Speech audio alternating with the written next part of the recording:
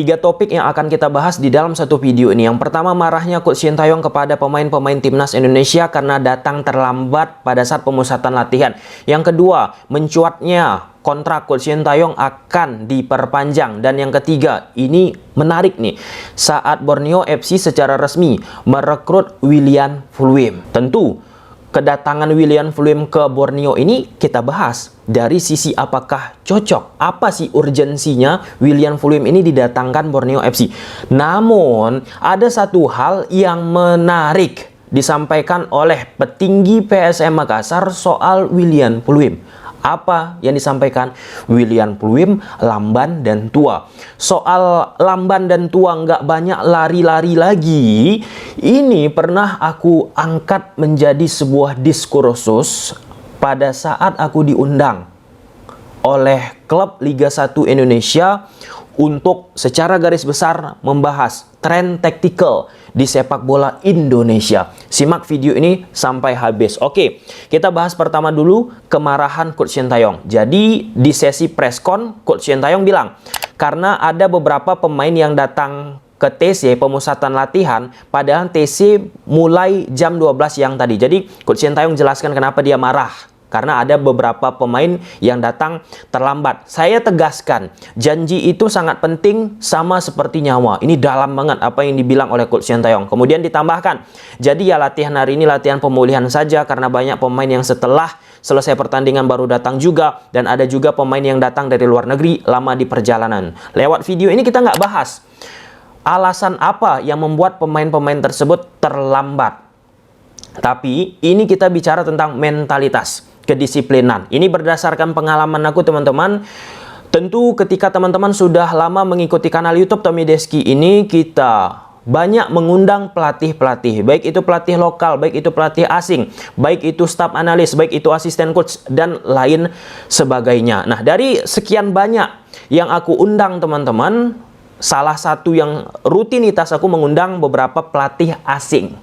Oke. Ketika aku mengundang pelatih asing untuk melakukan meeting, baik itu aku publikasikan lewat kanal YouTube ataupun baik aku diundang untuk membahas soal taktikal, teman-teman, salah satu yang disorot oleh pelatih asing tersebut, mereka terkejut. Terkejutnya apa? Wah, nggak nyangka. Sederhananya bahasa mereka gunakan, teman-teman, nggak nyangka nih aku. Tepat waktu kita mulainya.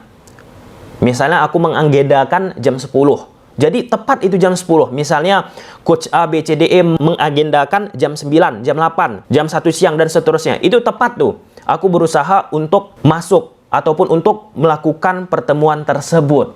Nah, jadi dalam konteks ini, mengapa pelatih asing tersebut bisa terkejut ketika kita orang Indonesia, aku orang Indonesia, teman-teman, melakukan hal demikian tepat waktu. Artinya, beliau mempunyai pengalaman sebelumnya ketika beliau bekerja di Indonesia, mengikuti kultur di Indonesia. Keterlambatan itu menjadi PR bagi pengalaman yang ia dapatkan. Aku harus hati-hati menggunakan bahasa, teman-teman. Nah, ini soal budaya lagi. Kita nggak usah hanya bicara soal apa yang dialami oleh Coach Sintayong. Ini kita bicara ketika kita melakukan sosialisasi, ketika kita melakukan pertemuan, baik itu sama keluarga ataupun teman-teman, kita bilang nih, on the way, udah di jalan nih, udah mau sampai, padahal masih di rumah, padahal masih tidur, padahal masih sikat gigi, padahal masih mau mandi. Nah, ini tentang budaya, teman-teman. Nah, ketika hal itu aku terapkan kepada pelatih-pelatih asing, ketika melakukan meeting, pertemuan, yang aku unggah di kanal YouTube Tommy Deski, teman-teman, itu aku aplikasikan ke tamu-tamu ataupun rekan-rekan yang aku ajak diskusi orang Indonesia. Aku bukan katakan aku sok disiplin juga. Aku berusaha untuk menghargai orang. Karena aku undang orang, otomatis aku harus disiplin, tepat waktu, teman-teman. Nah, kita kembalikan nih. Ketika aku melakukan meeting dengan orang Indonesia, kaget juga. Misal bos-bos media, teman-teman, ataupun platform-platform tertentu yang ngajak meeting, kaget juga. Aku kira ngaret kita meeting nih, kata bos-bos platform tersebut, bos media tersebut. Ternyata tepat waktu. Nah, dalam tataran itu, teman-teman, ini soal masalah disiplin, mentalitas ini bisalah teman-teman deskripsikan sendiri. Ini menjadi PR bagi kita semua untuk memperbaiki hal demikian. Jadi, apa yang dialami oleh Coach Sintayong ini harusnya menjadi suntikan lah ya, bukan hanya bagi pemain-pemain timnas Indonesia kita. Kalau misalnya ada janji harus tepati waktu, harus tepati janji tersebut.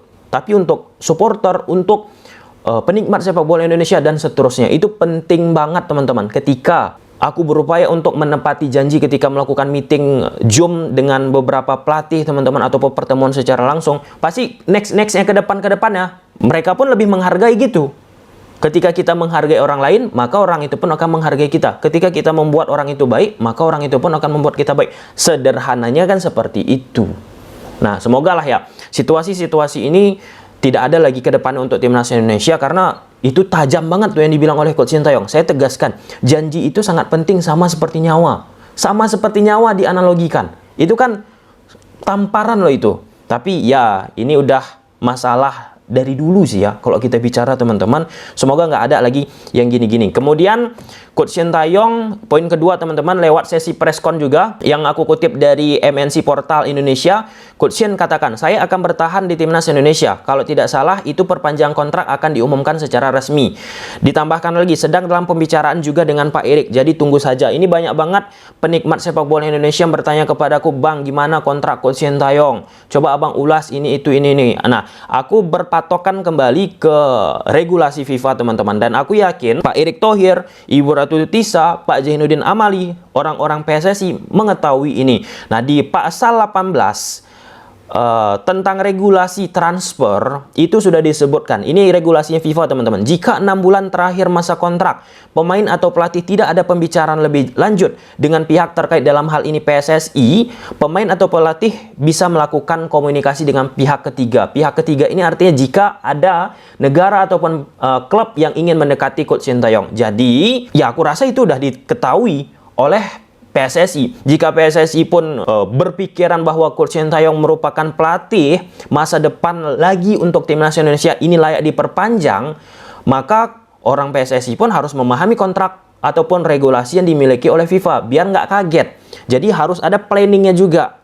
Nah, nanti kaget. Nah, contohnya udah pernah kita bahas seperti Carlos Portes. Ia masih punya kontrak dengan Arema beberapa bulan teman-teman. Tetapi Carlos Portes bisa melakukan komunikasi dengan pihak ketiga. Landasannya apa?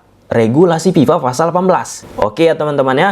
Jadi sekali lagi, jika 6 bulan terakhir masa kontrak pemain atau pelatih tidak ada pembicaraan lebih lanjut dengan pihak terkait, dalam konteks ini Coach Shin sama PSSI, pemain pelatih bisa komunikasi dengan pihak ketiga. Jadi Coach Shin bisa buka komunikasi dengan negara ataupun klub yang mendekatinya. Jadi kita tunggu aja.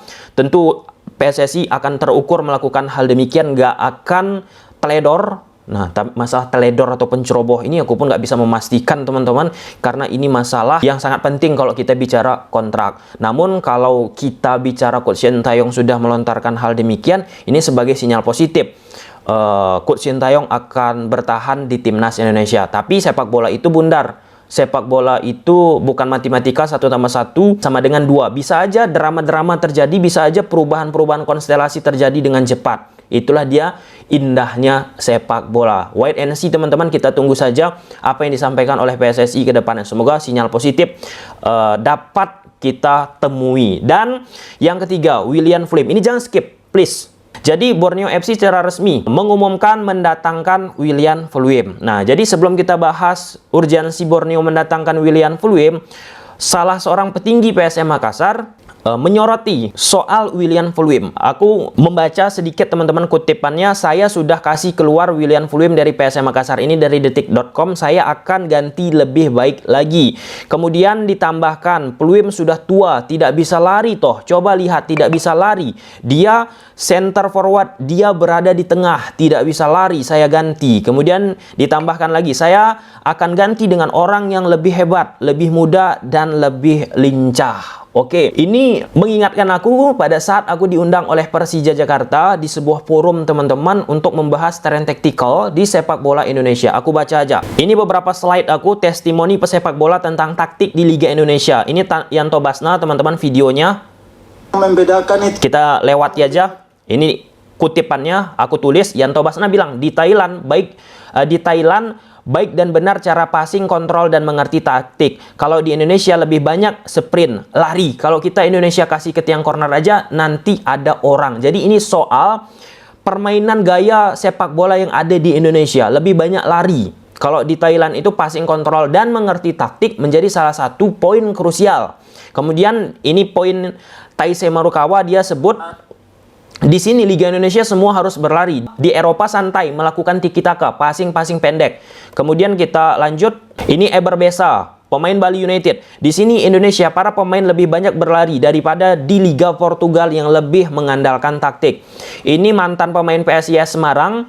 Di sini Indonesia kebanyakan lari. Hugo Gomez, Jaja, pemain Madura. Sepak bola di Indonesia itu lebih mengandalkan kecepatan, suka lari dan lari. Kalau di Brazil itu lebih suka sering mengumpan. Aku pun perlu garis bawahi, aku bukan katakan sepak bola di Indonesia itu nggak boleh lari, tetapi timingnya itu harus diukur. Namun secara substansi lari itu merupakan senjata yang dimiliki oleh Liga Indonesia. Ini Parsyad Nur oke di Afghanistan, tapi ketika tampil di Liga Indonesia plop. Di Indonesia lebih banyak mengandalkan lari. Di Eropa itu lebih taktikal, tidak banyak berlari tapi lebih banyak taktik, menutup ruang, intinya tidak banyak lari. Pada saat Indonesia menghadapi Afghanistan dan Farshad Nur main, memang dia nggak banyak lari, banyak dia bermain dengan positional play, gaya-gaya permainan sepak bola Eropa. Oke, dia jadi kapten, sukses, dia hebat dia, tapi ketika main di Indonesia nggak begitu mencolok. Bahkan pada saat ia melakukan trial di Persib nggak berlangsung lama. Dan akhir-akhir ini juga salah satu back Persib Bandung, Alberto Rodriguez, katakan demikian juga, lari menjadi soal di Liga Indonesia. Jadi aku nggak heran teman-teman ketika salah seorang petinggi PSM Makassar melontarkan statement hal demikian. Jadi aku nggak kaget. Nah, dan aku pun nggak kaget jika muncul sebuah mindset di pikiran sebagian penikmat sepak bola Indonesia ataupun netizen sepak bola Indonesia bahwa pemain sepak bola yang bagus itu pemain yang banyak lari, yang bisa lari.